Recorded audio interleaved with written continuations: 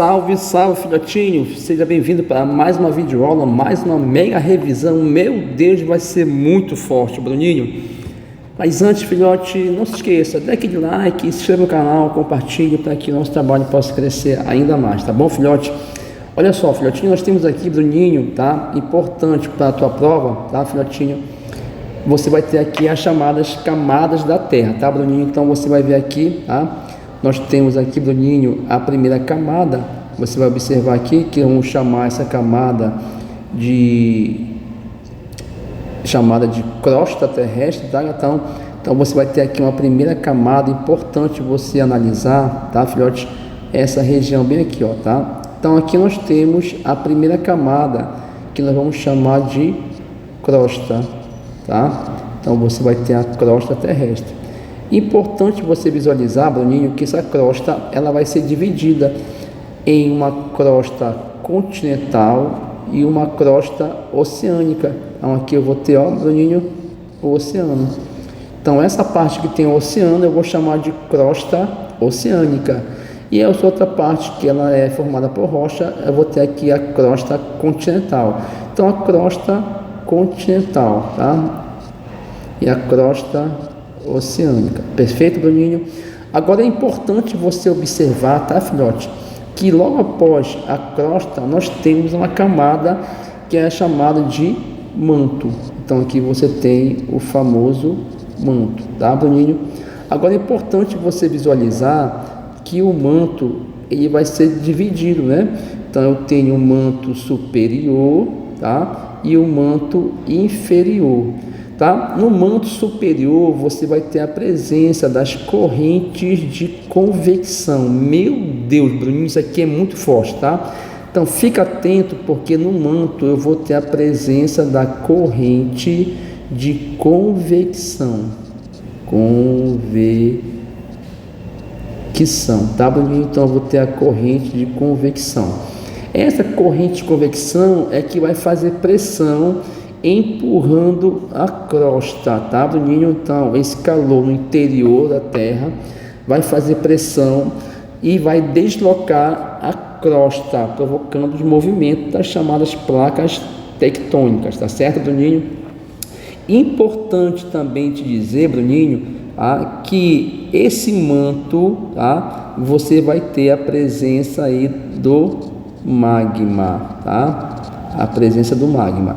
Agora também é importante te ressaltar que dentro do manto eu também posso chamá-lo de astenosfera, tá? Que é justamente o que nós chamamos de camada de rocha mole, que é justamente o magma, tá? Então é importante, o manto também pode ser chamado de astenosfera, onde se encontra o magma, tá? E importante, tá? Quando você visualizar esses círculos dentro do manto, eu já sei que se trata das correntes de convecção, tá? Logo abaixo eu vou ter o manto inferior, tá? E depois nós temos a última camada, que é chamada de núcleo, o núcleo externo e o núcleo interno. Importante também, Bruninho, você lembrar que esse manto ele é formado quimicamente de níquel e ferro, por isso nós chamamos de NIF, tá, Bruninho? Então isso aí é importantíssimo você identificar essas camadas da Terra, tá? Vamos lá, Bruninho.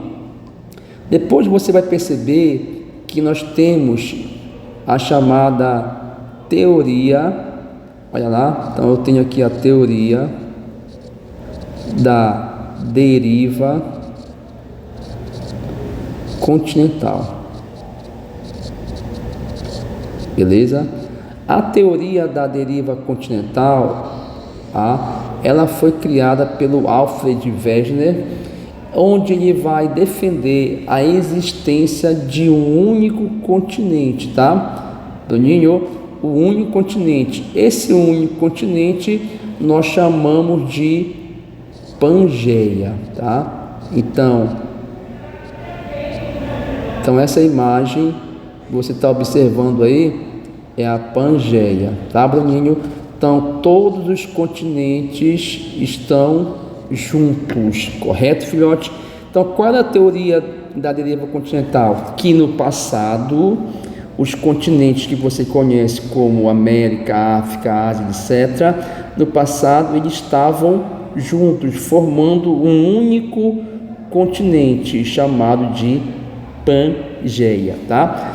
O Alfred Wegener, ele vai defender essa teoria dele a partir de algumas evidências, tá? A primeira evidência, Bruninho, que ele chama de uma evidência, tá? Geomorfológica, aonde ele vai dizer o seguinte: olha, o litoral da América do Sul se encaixa como quebra-cabeça com o litoral da costa da África. Isso revela então que no passado havia um só continente, já que a América e a África estão juntos, tá? Então isso aí tem uma evidência morfológica, que a gente chama de morfologia, tá? Então, outro ponto importante é que ele vai encontrar fósseis, tá, de animais da mesma espécie nos dois continentes, como você pode observar nessa área de laranja, tá? Isso mostra que então no passado essas duas áreas eram unificadas. Também é importante lembrar, filhotinho, que na teoria dele ele usa os continentes americano e africano. Então é muito comum cair em prova, tá? Eles buscarem essa localidade, essa localização. Então eles buscam esses continentes. Então você tem que estar esperto para trabalhar essa questão, tá bom, filhote? Então ele vai justificar também o encontro de mesmas rochas nos dois continentes. Isso então ele conseguiu trazer evidências para defender a teoria dele. Entretanto, Bruninho, ele não conseguiu explicar como é que esses continentes se separaram. E esses continentes se separaram a partir da teoria das placas tectônicas. Na teoria das placas tectônicas, o que se descobriu, Bruninho? Se descobriu que os continentes se afastaram graças à corrente de convecção lá no manto. Então, é a corrente de convecção, tá, que vai deslocar a crosta terrestre, porque eles descobriram que a crosta não é uma placa inteiriça, mas ela é uma placa fragmentada, o que nós chamamos de placas tectônicas, e essas placas tectônicas se movimentam graças à corrente de convecção. Só que o Alfred, ele não conseguiu identificar essas correntes de convecção. Somente com a teoria das placas tectônicas é que conseguiu finalizar a teoria da deriva continental. Tá bom, filhote? Outro ponto importante, meu Deus, isso aqui é muito forte, fica atento porque tá desabando, tá? Filhote, questão aqui, ó, tia Sandy, meu Deus, Bruninho, e um danoninho de café, papai. Vamos lá, filhotinho, olha lá.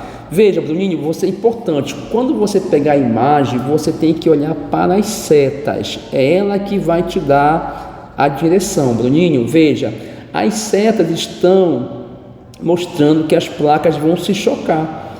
Então aí esse choque me dá origem então ao movimento convergente.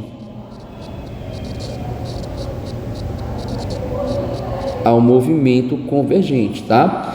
Esse movimento convergente vai gerar então um choque entre as duas placas. Logo, aqui eu vou ter então uma zona de contato e, portanto, aqui o terremoto vai ser mais intenso, tá? Mas chama a sua atenção para isso aqui, filhotinho. Meu Deus, pegue essa visão, tá?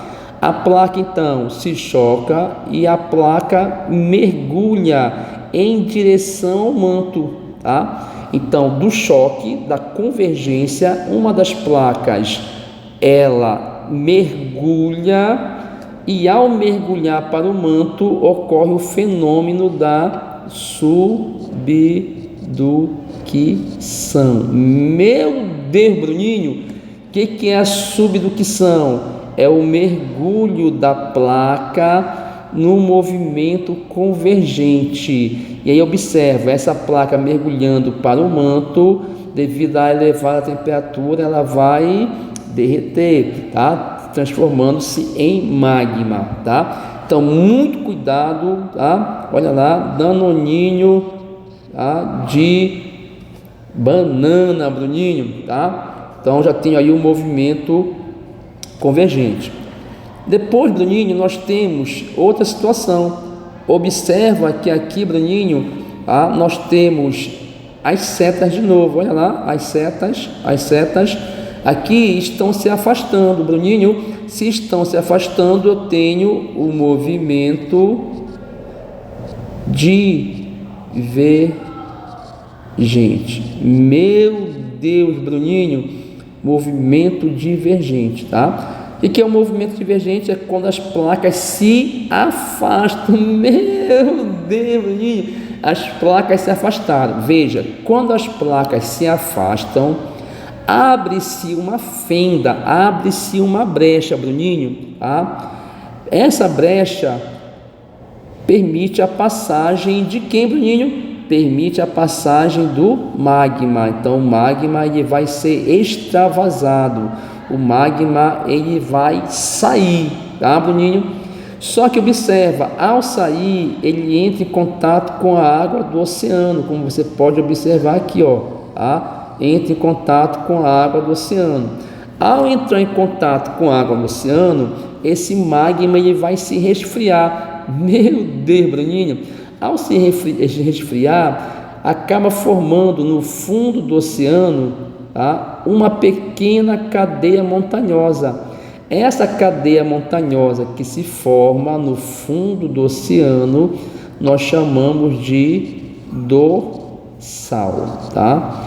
Uma dorsal meso-oceânica, uma dorsal no meio do oceano, tá, Bruninho?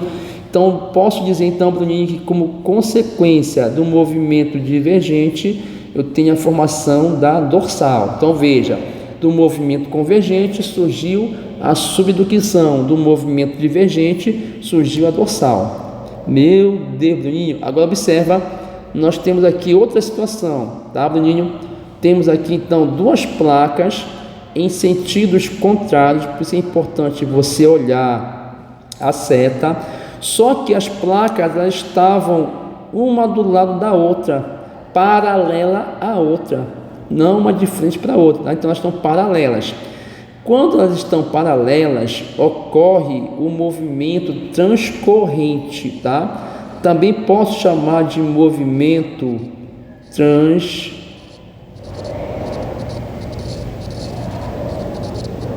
transformante, Bruninho? Posso, transcorrente ou transformante, tá? Agora é importante você observar, desse atrito, o que acontece, Bruninho? Uma placa, ela vai deslizar paralelamente à outra, e ao deslizar, ela cria essa fricção, esse atrito. Meu Deus, Bruninho, cria-se um atrito entre as duas placas. Eita Deus!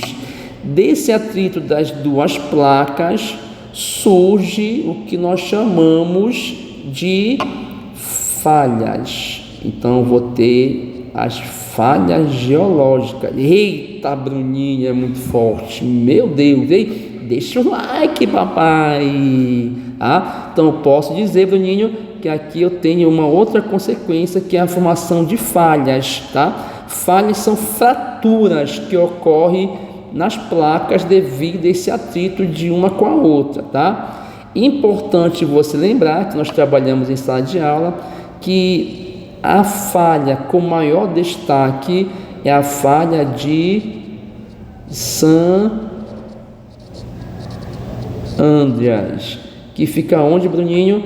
Lá na Califórnia, nos Estados Unidos, tá? Então veja, eu tenho 3 tipos de movimento das placas tectônicas: o movimento convergente, o movimento divergente, o movimento transcorrente.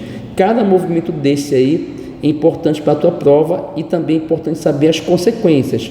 Temos lá a subducção, temos a dorsal e temos as falhas. Meu Deus, Bruninho, top demais!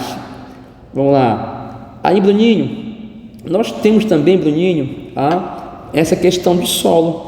tá, Bruninho? Uma questão de solo muito importante, Bruninho, que é justamente os tipos de solo.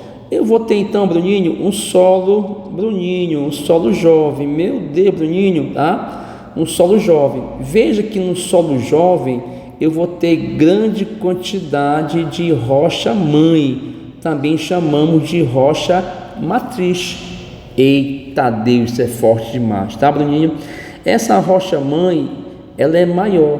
Veja que num solo maduro, um solo mais antigo, um solo mais velho, eu vou ter pequena quantidade de rocha matriz, tá, Bruninho? Então eu posso dizer então que um solo jovem, tá, ele é pouco intemperizado, tá, Bruninho? Um solo jovem, ele é pouco intemperizado, sofreu pouco intemperismo químico, portanto ele vai ser menos desgastado, tá? Portanto, Bruninho, nesse tipo de solo eu vou ter mais rocha-mãe do que solo, tá? E aí então, Bruninho, eu posso dizer então que esse tipo de solo ele vai ser um solo, tá? Vamos lá, isso aqui é importante, deixa eu botar aqui para ti, tá? Então eu vou ter um solo, tá? Que eu vou chamar de um solo raso, tá? Ele é um solo pouco profundo, ele é um solo que sofreu pouco intemperismo, ele foi pouco desgastado, tá, Bruninho? Já se você observar no solo maduro, tá? Olha a quantidade de solo, tá? Então, no solo maduro, eu já vou ter um solo profundo, tá? Então, eu vou ter um solo profundo. Meu Deus, Bruninho, isso aqui é muito forte, Bruninho. Vou ter um solo profundo. Então, eu tenho um solo jovem, pouco intemperismo, solo maduro, profundo. Por que, Bruninho, que ele é profundo? Porque a rocha-mãe sofreu mais desgaste, sofreu mais intemperismo, portanto ele vai ser mais desgastado e a rocha-mãe então ela vai ser menor. Muito cuidado, tá, gatão? Porque isso aqui é importante para a tua prova. Danoninho de morango, meu Deus, Bruninho, tá? Agora, filhote, outro ponto importante é justamente a presença da vossoroca, tá, filhote? Então veja, o que é a vossoroca? São crateras que são abertas no solo. E por que essas crateras ocorrem, Bruninho? Justamente porque eu tenho maior escoamento superficial em uma área desmatada. Veja, toda vez que eu desmato uma área, eu deixo a área desprotegida, viu, Bruninho? E como a área está desprotegida, eu tenho maior ação erosiva pelo escoamento superficial e ocorre então a chamada vossoroca, tá certo, filhote?